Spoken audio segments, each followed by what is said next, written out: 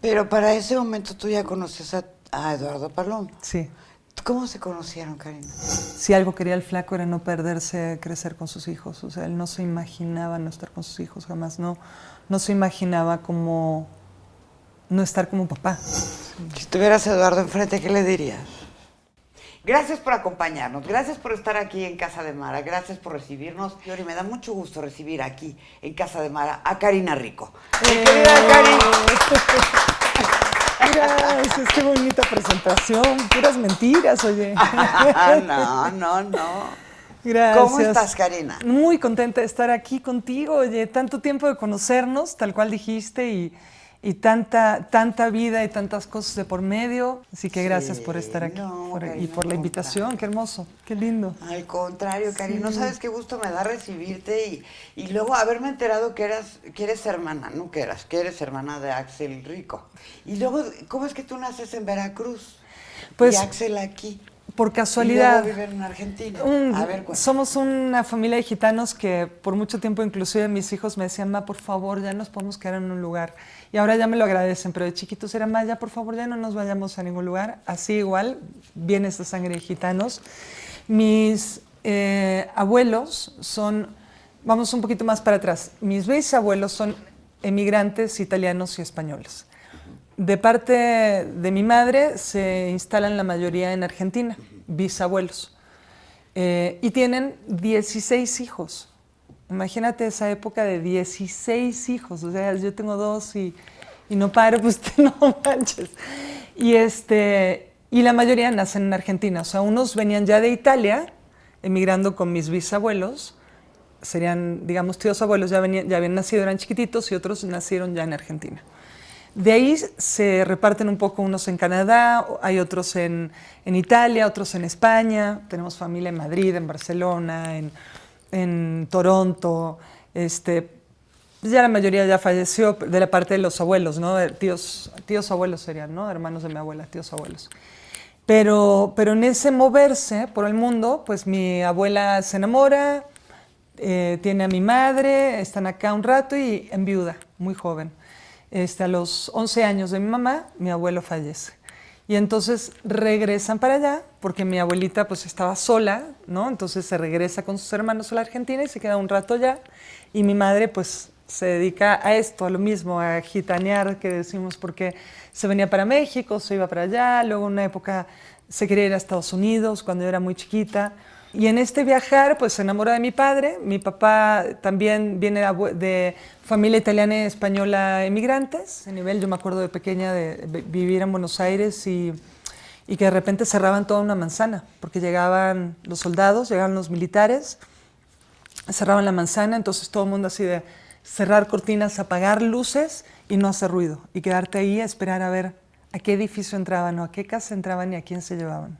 Era horrible. Y ¿tú qué edad tenías, Karina? Cuando regresamos, 13 años. Pero ahí empezaste a cantar y a hacer tus pininos. Sí, empecé en Argentina cuando todavía podía hacer cositas y empecé con mi padre, porque él como compositor hacía cosas para niños y también lo suyo. Y entonces había un festival de niños muy grande que se volvió, acá en México creo que después se hizo algo similar. No me acuerdo cómo le pusieron, pero era un festival que concursaban niños y había un coro de niños que siempre era la base de este festival. Y ahí estaba yo metida, ¿no? Con mis hermanos más chiquitos, con mi hermana Daniela, con mi hermana Yanina.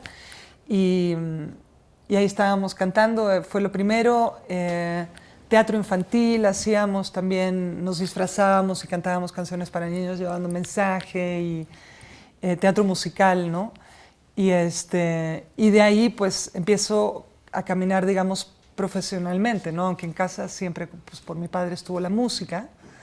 Y ya cuando regresamos a México, pues armamos, mis hermanos y yo, un grupo y nos empezamos a salir de gira. Así cantábamos de repente mucho hacíamos cosas para el DIF, cantábamos en escuelas, no teníamos ni un disco ni nada, era así literal los disfraces que mi mamá cosía o mandaba hacer así de oso panda. Axel salía de osito panda que se asfixiaba dentro del disfraz. O sea, imagínate, era una cosa de 2 añitos. Además, bueno, estabas como un poco alternando la carrera de actriz con la de cantante Sí. y compositora. Sí. Y haces un primer disco. Sí. ¿Cómo Sí. te va con ese primer disco? Del cabello a los pies fue muy bien. Fue un disco que sacamos con Sony. Fue un disco principalmente de baladas, balada romántica. Yo siempre quise hacer rock, pero no me dieron chance. Tengo que confesar. Y yo no tuve tampoco la fuerza, quizá, o la claridad como de pelearlo más, la verdad. Porque al final es responsabilidad de uno. Siempre digo, mira, uno puede decir, oye, no me dejaron hacer esto, lo otro, y sí, pero ya tú decides, entonces si haces lo que te proponen o no, ¿no? Y yo, como habían canciones bellísimas, la verdad es que yo no estoy peleada con la música ni con el género. A mí me gusta el rock, pero habían canciones bellísimas hechas por Fernando Rivera y Kiko Campos, unas... Sí, que fueron, bueno. fuertísimos. Luego el sencillo con el que salí era un cover italiano. Y eran canciones muy padres. Y me escribieron unas canciones padrísimas, Fernando y Kiko. Entonces dije, bueno, ok, pues es música. Empiezo y luego voy a lo mío, ¿no? Que luego me costó más. Pero el disco fue muy bien, Hombre Mío se escuchó muchísimo. Sí era emocionante, la verdad, salir y cantar en festivales o cosas que la gente cantaba tu canción.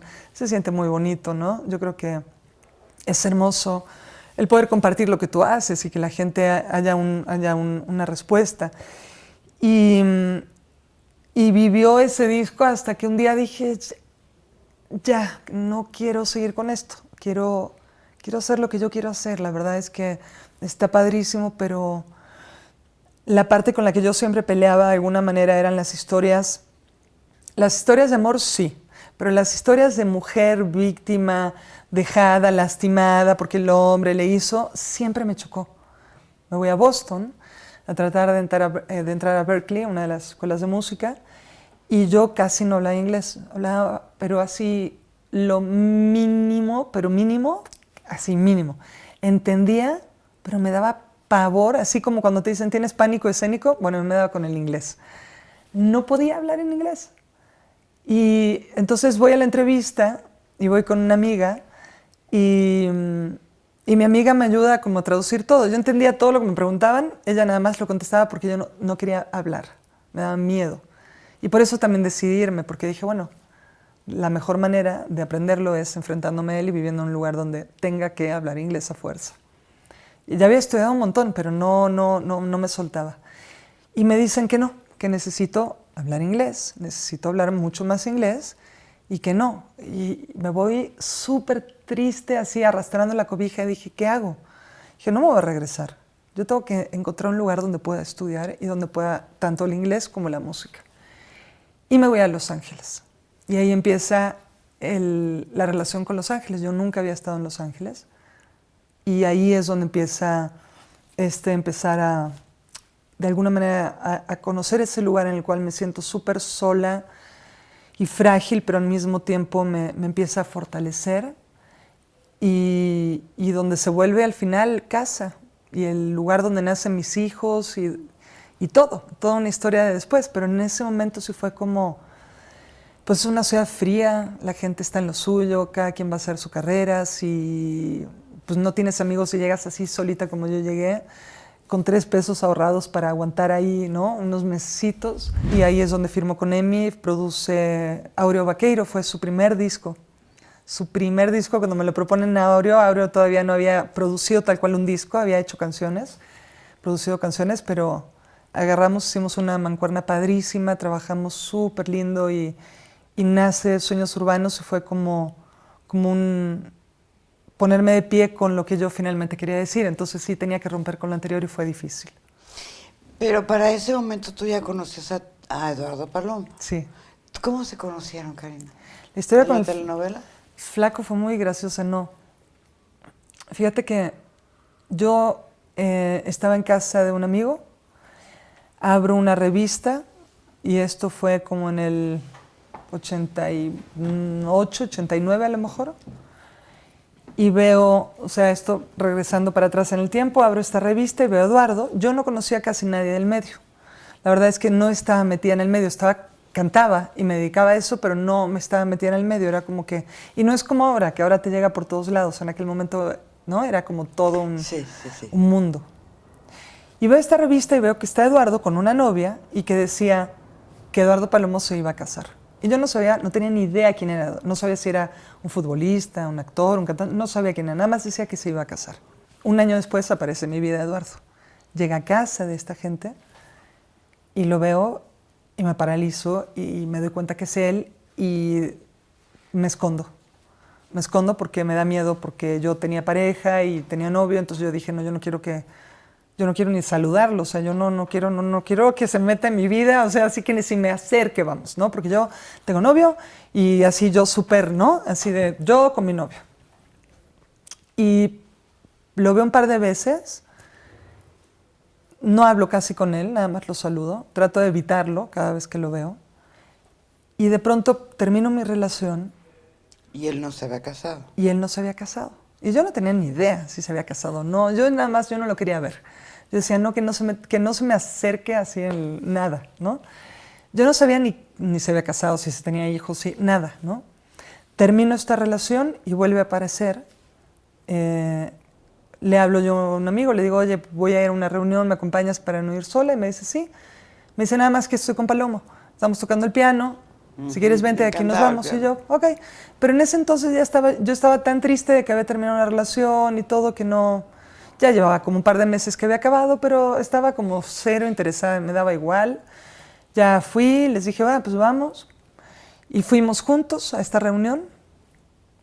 Y de repente ya estábamos así de, por favor, vámonos por unos tacos, salgamos de aquí, que no estaba padre. Y nos quedamos a platicar hasta las 5 de la mañana de la vida. Y llegamos a la conclusión, Eduardo y yo, así de que lo más importante en la vida era el amor y el arte. Y entonces estábamos en eso. 5 de la mañana. Fue, me dejó a mi casa, me dio un beso y no nos volvimos a separar hasta el día que se fue. Y luego vinieron Fiona y Luca. Ay, sí, son lo más bonito de la vida. Los amo. Justo les decía camino acá, les decía, no sé qué haría, si no estuvieran en mi vida sería como una rama seca. De verdad, son lo más hermoso que me ha pasado, aparte del flaco. Viene la decisión después de 8 años de estar juntos, viene la decisión de tener hijos y bueno, sabíamos que había todo un proceso de crecimiento personal antes de decidir ser papás, ¿no? Siempre pensamos que uno como padre tiene que estar lo mejor que puede como ser humano para poder ayudar a ese ser que llega a la familia no solo con las herramientas necesarias para vivir, pero también con la fuerza y el amor y la sanidad y me refiero a la cordura, ¿no? Y además, hace rato que hablabas hace un rato que platicabas de no victimizarse, de tomar las herramientas que tienes a la mano para seguir adelante con la vida. Y a ti la vida te toma por sorpresa. Y todos en ese momento, los que los conocíamos y que nos llegó la noticia, nos tratábamos de imaginar por ese momento que estabas viviendo, que de la nada, pues cuando tú esperas que alguien fallezca porque tiene enfermedad, pues ok, te vas preparando o tratándote de hacer a la idea. Pero de un momento a otro, Karina, a todos nos cimbró. Si a mí me dolía el pensar en que ellos fueran a crecer sin un papá como el flaco, que era un gran papá, amoroso, siempre estaba ahí. O sea, el flaco y yo nos embarazamos juntos, engordamos juntos, parimos juntos, ¿no? Con las parteras, estuvo ahí conmigo, o sea, todo el tiempo, los recibió, cortó el cordón, me los daba en la noche para el pecho, se levantaba ya cuando nació Luca, entonces él veía a Fiona y yo a Luca. Todo su trabajo, su empuje, todo era por nosotros. Entonces yo pensaba en Fiona y Luca no tenerlo, y sí era muy fuerte, sí era un dolor que de alguna manera quizá todavía los niños no dimensionaban, pero yo como Serán mamá, sí. 5 y 3 añitos. 5 y 3. Creo que lo más difícil fue como volver a creer en el amor y en que todo es posible. Todo es posible si crees con el corazón, si estás ahí, ¿no? Porque decía yo, pues se me fue. Y yo creía con todo el corazón. Y yo estuve y lo agarré y le tomé la mano y se me fue, ¿no? Entonces, mi angustia más grande era cómo voy a criar a Fiona y a Lucas si yo ya no creo en eso. ¿Y cómo voy a criar a 2 niños si no creo en la magia y en el amor y en que todo es posible? ¿Cómo los voy a educar? ¿Con qué amargura, no? ¿Con qué tristeza? Porque tú no le puedes decir a un niño que no, que las cosas son de otra manera, que no sean mágicas. No, si lo van a leer después, cuando estuvieran grandes, si vieran y cómo. No, imagínate, además decirles, no, mi amor, las cosas no son así, no, el mundo es cruel, no, pues esto es injusto, y no, y esto, bla, bla, pues ¿cómo vas a criar un niño así? ¿No? Con esa amargura y con ese dolor. Entonces, el trabajo de reconstruirme fue muy duro, fue muy difícil. Cari, pues no sabes cómo te agradezco que hayas venido aquí a la casa a platicar y a recordar y tantas cosas, a tu familia, a tus hijos, y verte tan plena como mamá y profesionalmente hablando. Así que... Sí, ahí vamos. Así que pues, ¿qué te digo? A Yo darle. te quiero mucho. Yo también. Gracias por la invitación. Yo te quiero más. Estuviste ahí el último pedacito, así que en el corazón está toda la fuerza. ¿Qué le dices a tus seguidores? Ay, que nunca olviden que son mucho más fuerte de lo que se les ha permitido creer, que crean profundamente en sus sueños, que crean en su voz interior. Gracias. Se corre el maquillaje. Ay, ni usas. Sí, un poquito. Y que la verdad está en uno, que siempre se escuchen, que somos muy sabios y que uno sabe cuál es el camino y cuál es la verdad, y que siempre hay que escucharnos, que somos mucho más fuertes de lo que creemos, y que con amor y con verdad, aunque nos digan que somos inocentes o naif o soñadores, siempre he creído que con amor y con verdad las cosas salen bien y siempre se llega a un buen fin o a un buen camino. Y nada, que muchas gracias por seguir abriendo ese espacio para compartir, porque al menos en casa lo que hacemos, lo que hacía Eduardo, lo que hacemos Fiona, Luca y yo, lo que hace Mara y lo que hacemos toda esta gente que estamos aquí, que no se ve, pero que estamos, es para ustedes. Y que si nos mandamos amor y cosas bonitas, siempre vamos a poder crear un mundo mejor. Así que gracias de corazón por dejarnos seguir compartiendo y por permitirnos poner un poquito de nuestro amor ahí, y porque si ustedes no estuvieran no habría a quien hablarles y la vida no sería igual de hermosa. Gracias, Karina Rico, por haber venido a Casa de Mara. Gracias a ti. Y gracias a ustedes por habernos recibido. Les mandamos un beso. Gracias, hasta la próxima.